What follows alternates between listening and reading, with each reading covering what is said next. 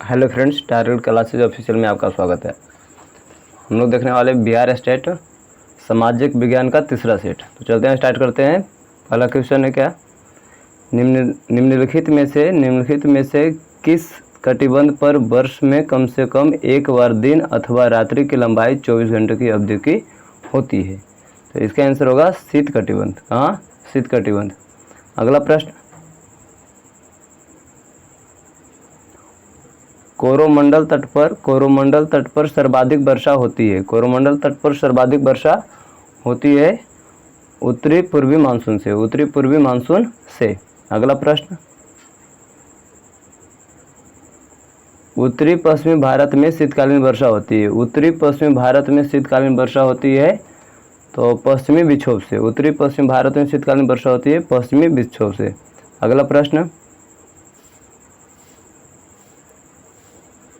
कोलकाता में 88 degree 30 minute पूर्वी देशांतर यदि सूर्योदय 6:10 पर होता है तो मुंबई में 73 डिग्री पर सूर्योदय का समय क्या होगा? तो इसका आंसर क्या हो जाएगा? 7:12। 88 डिग्री 73 मिनट का अंतर कितना होता है? 15 डिग्री 30 मिनट। तो 15 डिग्री के 4 से गुना कर देंगे तो 60 और 30 मिनट में 2 मिनट हो जाएगा। 60 और 2 62 मिनट बढ़ जाएगा। तो 6:10 है और इसमें 1 घंटा 2 मिनट जोड़ देंगे तो 7 बज के कितना हो जाएगा? 12 मिनट। अगला प्रश्न,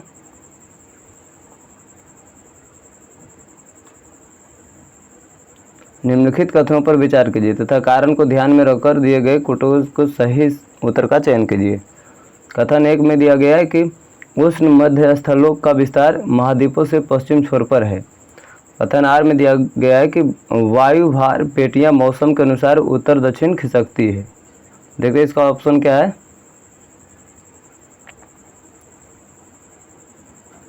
ऑप्शन हो जाएगा इसका ए असत्य है किंतु आर सत्य है। ए असत्य है किंतु आर पहला क्या है? ये असत्य है और ये सत्य है। अगला प्रश्न,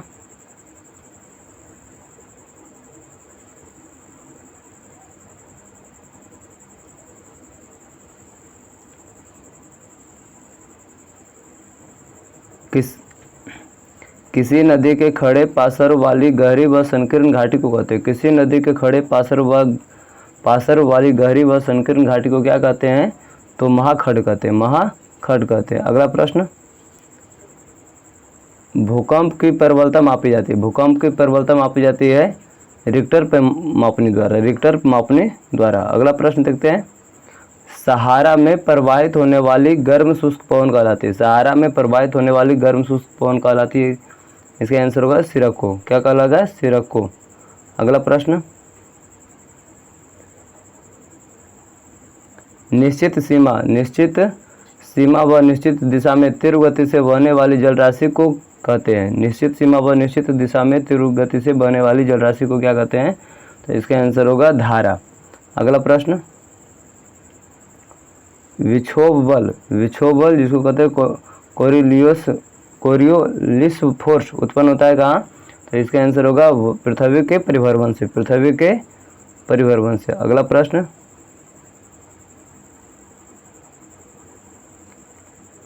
निम्नलिखित कथन पर विचार कीजिए तथा कारण को ध्यान में रखकर दिए गए कोटों में सही उत्तर का चयन कीजिए। हिमालय पर्वत शीतकाल में उत्तर की ओर से आने वाली पवनों से भारत की रक्षा करती है। सही है।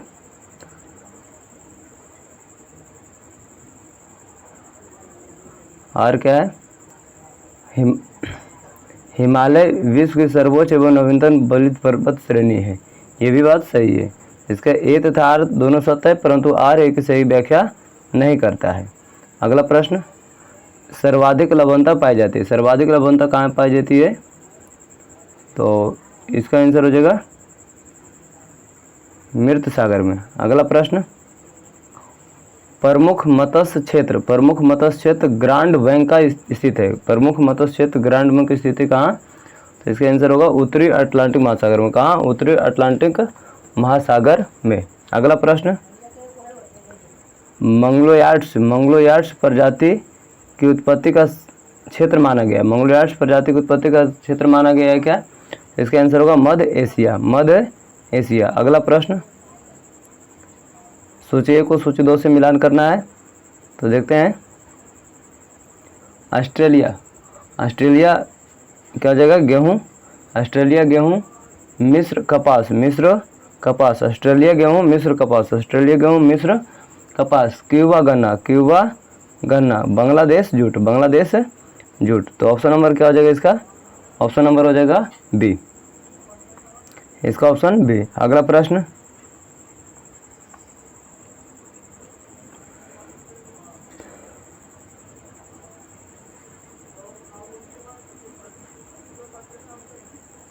सोलह नंबर मिलान करना है। सांबर झील कहाँ है? सांबर झील राजस्थान। लोनार कहाँ है? लोनार महाराष्ट्र।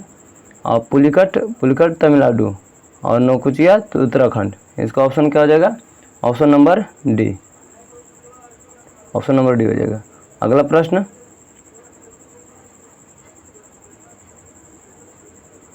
सूर्य के निकटतम ग्रह है। सूर्य के निकटतम ग्रह क्या है? तो सूर्य के निकटतम ग्रह बुध है। सूर्य के निकटतम ग्रह कौन है? बुध है।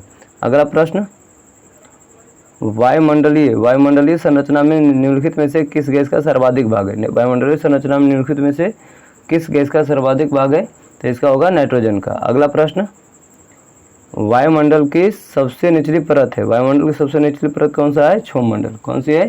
क्षोभमंडल। अगला प्रश्न, कैरिबियन सागर में उत्पन्न होने वाली तूफान को कहते हैं। कैरिबियन सागर में उत्पन्न होने वाली तूफान को क्या कहते हैं? तो हरिकेन कहते हैं। कैरिबियन सागर में उत्पन्न होने वाले तूफान को क्या कहते हैं? हरिकेन कहते हैं। अगला प्रश्न, डोल ड्रम निम्न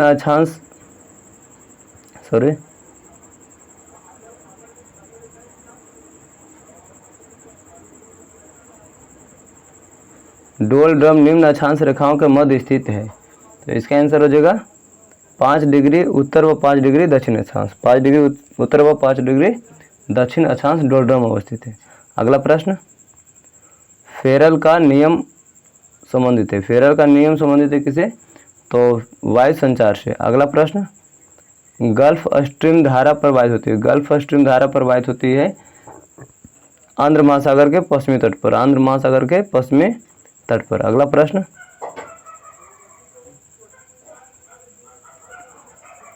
वायुमंडल की ओजोन परत पृथ्वी को बचाती है। इसे तो पराबैंगनी किरणों से। अगला प्रश्न, निम्न कथन पर विचार कीजिए तथा कारण को ध्यान में रखकर दिए गए कोटों में सही उत्तर का चयन कीजिए। विरहित मरुस्थल निम्न अक्षांशों पर अवस्थित होते हैं, कथन में दिया हुआ। दूसरा, महाद्वीपीय विस्थापन के फलस्वरूप ये उच्च अक्षांशों से हटकर निम्न अक्षांशों में आ गए हैं। तो इसका आंसर हो जाएगा वी। ऑप्शन नंबर क्या हो जाएगा? वी। ये तो तार दोनों सत्य है, परंतु आर एक की सही व्याख्या नहीं है। दोनों क्या है? सही है। विरहित मरुस्थल निम्न अक्षांशों पर अवस्थित। विरहित मरुस्थल कहाँ होता है? निम्न अक्षांश पर। और महाद्वीपीय विस्थापन के फलस्वरूप ये उच्च अक्षांशों से हटकर निम्न अक्षांश में आ गए हैं। अगला प्रश्न, साइमन कमीशन भारत किस वर्ष आया? 1928। साइमन कमीशन भारत किस वर्ष आया? 1928। अगला प्रश्न, तुजुके जहांगीर किसने लिखी? तो तुजुके जहांगीर किसने लिखी? तो जहांगीर ने लिखा। अगला प्रश्न, बुलंद दरवाजा अकबर की किन पर विजय के उपलक्ष्य में बनाया गया था? तो गुजरात विजय के उपलक्ष्य में। अगला प्रश्न, मनसब क्या है? तो मनसब ओहदा है। अगला प्रश्न,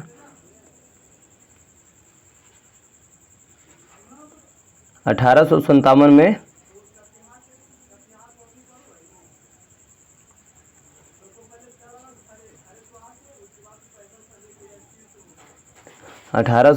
में सिपाही विद्रोह कहाँ से प्रारंभ हुआ? 1857 में सिपाही विद्रोह कहाँ हुआ? तो इसका आंसर होगा मेरठ। अगला प्रश्न, विधवा पुनर्विवाह एक्ट कब पास हुआ? तो इसका आंसर होगा 1856 में। कब हुआ? 1856 में। अगला प्रश्न, हर्षवर्धन के शासनकाल में सत्ता केंद्र स्थान कौन सा था? हर्षवर्धन के शासनकाल में सत्ता केंद्र स्थान कौन सा था? तो इसका आंसर होगा कनौज। अगला प्रश्न,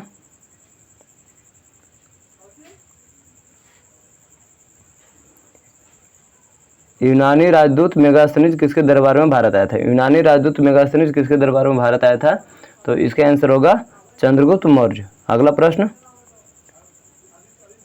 1925 में कानपुर कांग्रेस के अध्यक्ष कौन थे? 1925 में कानपुर कांग्रेस के अध्यक्ष कौन थे? तो इसका आंसर होगा सरोजिनी नायडू। कानपुर कांग्रेस अध्यक्ष के अध्यक्ष कौन थे? सरोजिनी नायडू। अगला प्रश्न, 1773 के रेगुलेटिंग एक्ट द्वारा स्थापित गवर्नर जनरल की परिषद में कौन सदस्य नहीं था? तो कौन सदस्य नहीं था? इसका आंसर होगा क्रांसिस नहीं था। अगला प्रश्न, किस लेखक ने महात्मा गांधी को प्रोफेशनल रीडर्स की संज्ञा दी? किस लेखक ने महात्मा गांधी को प्रोफेशनल रीडर्स की संज्ञा दी? तो इसका आंसर हो जाएगा रोमा रोला ने। रोमा रोला ने दिया था। अगला प्रश्न,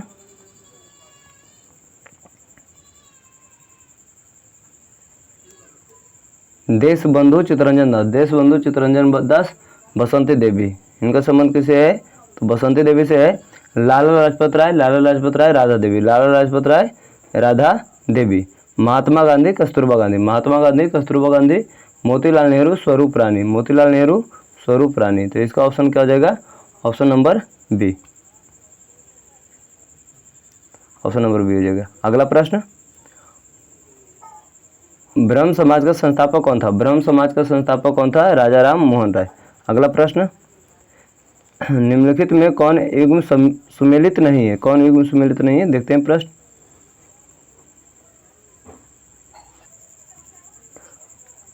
कानपुर नाना साहब सुमेलित है। कानपुर नाना साहब क्या है? सुमेलित है। झांसी लक्ष्मीबाई से ही, ग्वालियर तात्या टोपे से। इलाहाबाद से कुंवर सिंह नहीं थे। अगला प्रश्न, कुंवर सिंह जगदीशपुर से थे। अगला प्रश्न, किस दिल्ली सुल्तान ने घोड़ों को दागने की प्रथा प्रारंभ की थी? अलाउद्दीन खिलजी। किसने? अलाउद्दीन खिलजी। अगला प्रश्न, चालुक वंश की राजधानी थी, चालुक वंश की राजधानी थी कहाँ? तो इसका आंसर हो जाएगा बतापी। चालुक वंश की राजधानी कहाँ थी? बतापी। अगला प्रश्न, पल्लव वंश का अंतिम शासक कौन था? पल्लव वंश का अंतिम शासक कौन था? तो अपराजित बर्मन, अपराजित बर्मन। अगला प्रश्न, निम्नलिखित में से किस अधिनियम द्वारा ईस्ट इंडिया कंपनी के व्यापारिक अधिकारों को समाप्त कर दिया गया था? निम्नलिखित में से किस अधिनियम द्वारा ईस्ट इंडिया कंपनी के व्यापारिक अधिकारों को समाप्त कर दिया गया था? तो इसका आंसर होगा 1813 के चार्टर एक्ट द्वारा, 1813 के चार्टर एक्ट द्वारा। अगला प्रश्न, निम्नलिखित में से कौन सही सुमेलित है? निम्नलिखित में से कौन सही सुमेलित है? तो इसका आंसर होगा औरंगजेब मनुची, बाकी गलत है। अगला प्रश्न, वितरण के सीमांत उत्पादकता सिद्धांत का प्रतिपादन किया। वितरण के सीमांत उत्पादकता सिद्धांत का प्रतिपादन किया किसने? तो जेबी क्लार्क ने। अगला प्रश्न, मांग की लोच कितने प्रकार की होती है? मांग की लोच कितने प्रकार की होती है? तो 3 प्रकार की होती है। मांग की मूल लोच, मांग की आय लोच, मांग की आड़ी लोच। अगला प्रश्न,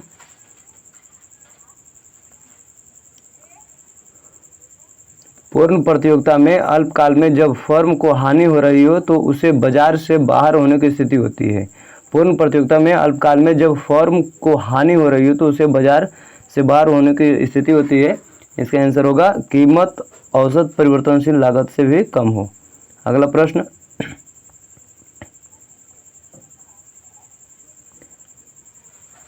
एक उपभोक्ता जब संतुलन की स्थिति में होता है, एक उपभोक्ता जब संतुलन की स्थिति में होता है तो तटस्थता वक्र पर खाली स्थान स्पर्श रेखा होती है। इसका आंसर क्या हो जाएगा? कीमत रेखा स्पर्श रेखा पर होती है। अगला प्रश्न, भारतीय अर्थव्यवस्था में कौन सा लक्षण नहीं जाना जाता है? भारतीय अर्थव्यवस्था में कौन सा लक्षण नहीं जाना जाता है? इसका आंसर होगा प्रति व्यक्ति ऊंचाई, प्रति व्यक्ति ऊंचाई नहीं जाना जाता। अगला प्रश्न, पूर्ण प्रतियोगिता की कौन सी विशेषता नहीं है? तो इसका आंसर होगा क्रेताओं एवं विक्रेताओं की संख्या कम होती है। अगला प्रश्न, सर्वप्रथम जनसंख्या सिद्धांत किस अर्थशास्त्री ने दिया? सर्वप्रथम जनसंख्या सिद्धांत किस अर्थशास्त्री ने दिया? तो इसका आंसर होगा माल्थस ने। किसने दिया था? माल्थस ने। अगला प्रश्न, WTO कब अस्तित्व में आया? WTO कब अस्तित्व में आया? तो जनवरी 1995। अगला प्रश्न, मुद्रास्फीति से बाजार में चीज़ें क्या होती है? तो इसका आंसर होगा मुद्रास्फीति से बाजार में चीज़ें महंगी हो जाती है। अगला प्रश्न, उत्पत्ति के नियम एवं पैमाने के प्रतिफल का संबंध है क्रमशः। उत्पत्ति के नियम एवं पैमाने के प्रतिफल का संबंध है क्रमशः क्या? तो इसका आंसर होगा अल्पकाल एवं दीर्घकाल से। अगला प्रश्न, कुल उपयोगिता एक बिंदु पर अधिकतम है तो सीमांत उपयोगिता क्या है? तो इसका आंसर क्या होगा?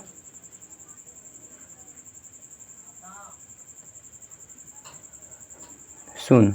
अगला प्रश्न, किन्स के रोजगार सिद्धांत का मूल बिंदु है? किन्स के रोजगार सिद्धांत का मूल बिंदु क्या है? तो इसका प्रभावी मांग। क्या होगा? प्रभावी मांग। अगला प्रश्न,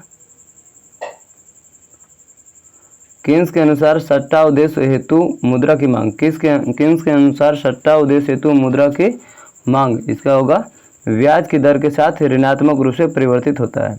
अगला प्रश्न,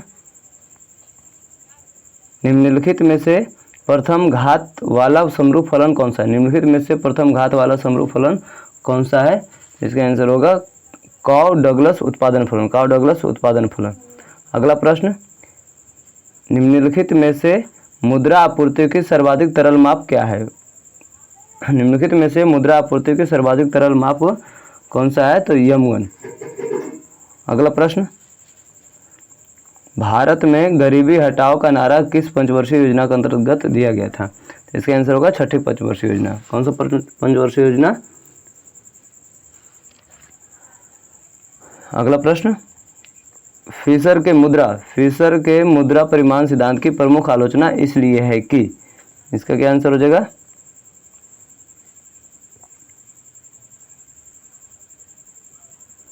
तो इसका होगा यह सिद्धांत हमें यह नहीं बताता है कि किस प्रकार मुद्रा की मात्रा में परिवर्तन कीमत स्तर को प्रभावित करता है।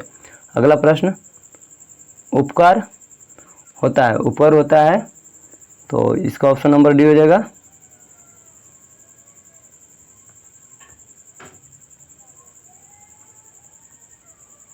उपकर क्या होता है?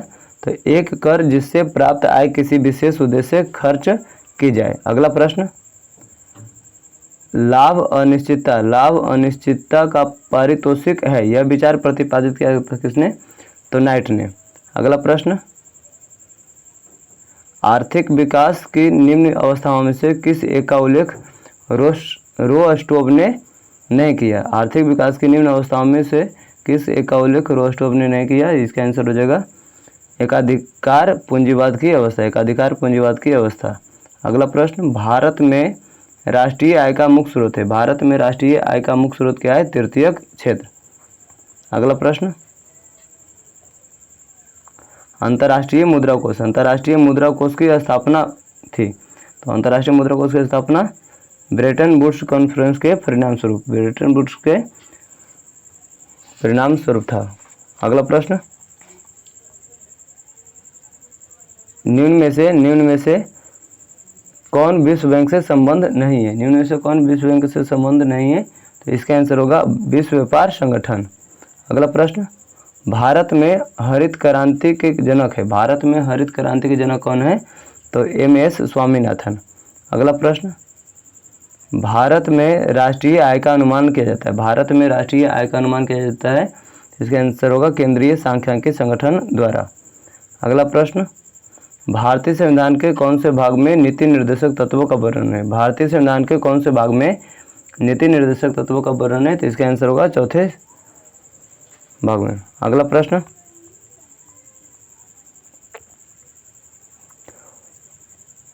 भारतीय संविधान में स्वतंत्रता का अधिकार निम्न से किस अनुच्छेद में वर्णित है? भारतीय संविधान में स्वतंत्रता का अधिकार निम्न में से किस अनुच्छेद में वर्णित है? तो इसका आंसर होगा अनुच्छेद 19। स्वतंत्रता का अधिकार अनुच्छेद 19 में वर्णित है। अगला प्रश्न, संविधान के किस संशोधन द्वारा नागरिकों के मौलिक कर्तव्य जोड़े गए हैं? संविधान के किस संशोधन द्वारा नागरिक के मौलिक कर्तव्य को जोड़ा गया है? तो इसका आंसर होगा 42वां संविधान संशोधन 1976 के द्वारा। अगला प्रश्न, भारतीय संविधान का निर्माण निम्नलिखित में से किसने किया था? भारतीय संविधान का निर्माण निम्नलिखित में से किसने किया था? तो संविधान सभा ने। अगला प्रश्न, भारत का संविधान बनने में समय लगा 2 वर्ष 11 महीना 18 दिन। 2 वर्ष 11 महीना 18 दिन। अगला प्रश्न, सन 1909 के एक्ट को दूसरे किस नाम से पुकारा जाता है? तो मार्ले मिंटो सुधार। मार्ले मिंटो सुधार। अगला प्रश्न, सर्व अधिकारवाद में व्यक्ति की अपेक्षा निम्नलिखित में से किसे अधिक महत्व दिया जाता है? किसे अधिक महत्व दिया जाता है? तो इसका आंसर हो जाएगा राज्य को। अगला प्रश्न, सामाजिक आर्थिक उपबंधों का वर्णन भारतीय संविधान में निम्न से किस शीर्षक में मिलता है? सामाजिक आर्थिक उपबंधों का वर्णन भारतीय संविधान में निम्न से किस शीर्षक को मिलता है? तो इसका आंसर होगा नीति निर्देशक तत्वों को। अगला प्रश्न, सामाजिक न्याय की अवधारणा पर निम्न से कौन बल देते हैं? सामाजिक न्याय की अवधारणा पर निम्न से कौन सा बल देता है? इसका आंसर होगा मार्क्सवादी। अगला प्रश्न, कानून उच्चतर द्वारा निम्नतर को दिया गया आदेश है। कानून उच्चतर द्वारा निम्नतर को दिया गया आदेश है। कानून की यह परिभाषा किसने दी? कानून उच्चतर द्वारा निम्नतर को दिया गया क्या है? एक आदेश है। यह परिभाषा किसने दी? तो इसका आंसर हो जाएगा ऑप्शन नंबर ए, ऑस्टिन। क्या हो जाएगा? ऑस्टिन। अगला प्रश्न, जहाँ कानून नहीं होता वहाँ स्वतंत्रता भी नहीं होती, यह कथन निम्न में से किसके है? जहाँ कानून नहीं होता वहाँ स्वतंत्रता भी नहीं होती, यह कथन किसका है? तो इसका हो जाएगा आंसर जॉन लॉक का। अगला प्रश्न, अधिकारों के ऐतिहासिक सिद्धांत की मूल विशेषता। अधिकारों के ऐतिहासिक सिद्धांत की मूल विशेषता क्या है? तो इसका आंसर हो जाएगा राज परंपराओं की देन। अगला प्रश्न, कानून संप्रभु का आदेश है, यह निम्न में से किसने कहा? कानून संप्रभु का आदेश है, यह निम्न में से किसने कहा? इसका आंसर होगा ऑस्टिन ने। अगला प्रश्न,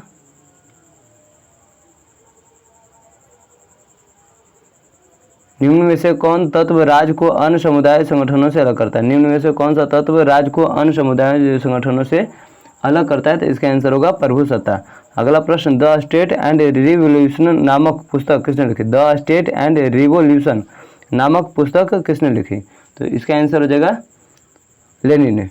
अगला प्रश्न, राजनीति शास्त्र। राजनीति शास्त्र का प्रारंभ और अंत राज्य के साथ ही होता है, यह कथन है किसका? राजनीति शास्त्र का प्रारंभ और अंत राज्य के साथ ही होता है, यह कथन किसका है? इसका आंसर होगा गार्नर का। अगला प्रश्न, राज्य की उत्पत्ति का कौन सा सिद्धांत काल्पनिक नहीं है? राज्य की उत्पत्ति का कौन सा सिद्धांत काल्पनिक नहीं है? इसका आंसर होगा ऐतिहासिक सिद्धांत। अगला प्रश्न, परंपरागत राजनीतिक विज्ञान का निम्न में से कौन सा लक्षण नहीं है? परंपरागत राजनीतिक विज्ञान का निम्न में से कौन सा लक्षण नहीं है? तो इसका आंसर हो जाएगा तथ्यों के अध्ययन पर बल। अगला प्रश्न, महात्मा गांधी भारतीय राष्ट्रीय कांग्रेस के अध्यक्ष कब चुने गए? महात्मा गांधी भारतीय राष्ट्रीय कांग्रेस के अध्यक्ष कब चुने गए? बेलगांव अधिवेशन 1924 में। अगला प्रश्न,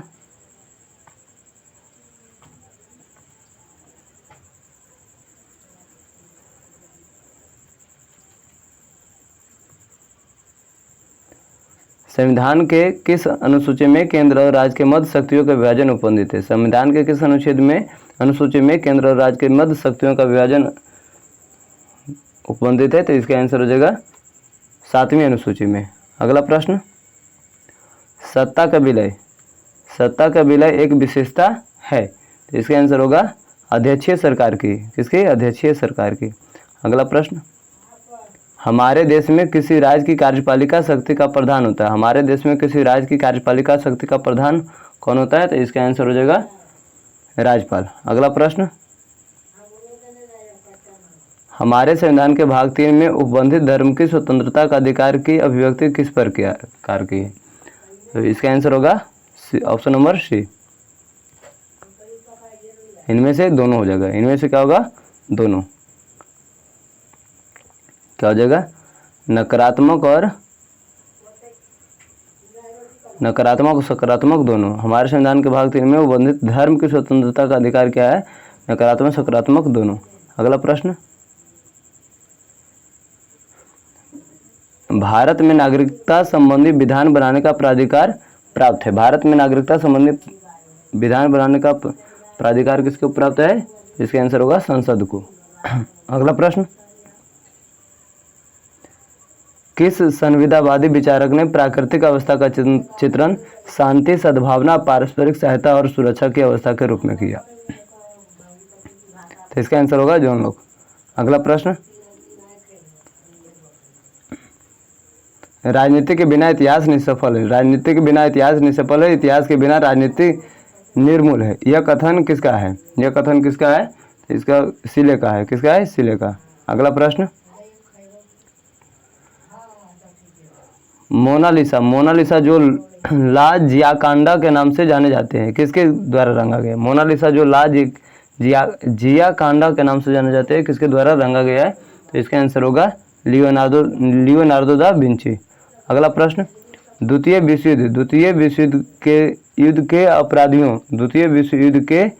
युद्ध के अपराधियों पर कहाँ मुकदमा चलाया गया? कहाँ मुकदमा चलाया गया था? तो इसका आंसर होगा न्यूरेनबर्ग। कहाँ चला गया था? न्यूरेनबर्ग में।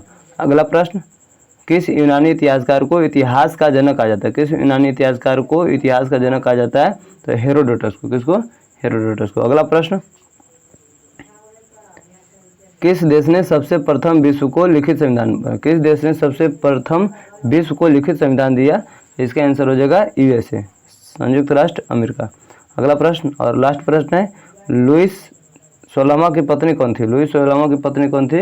इसका मतलब मेरी एंटोनेट नहीं होता है, मेरी एंटोनेट होता है। वीडियो देखने के लिए बहुत बहुत धन्यवाद।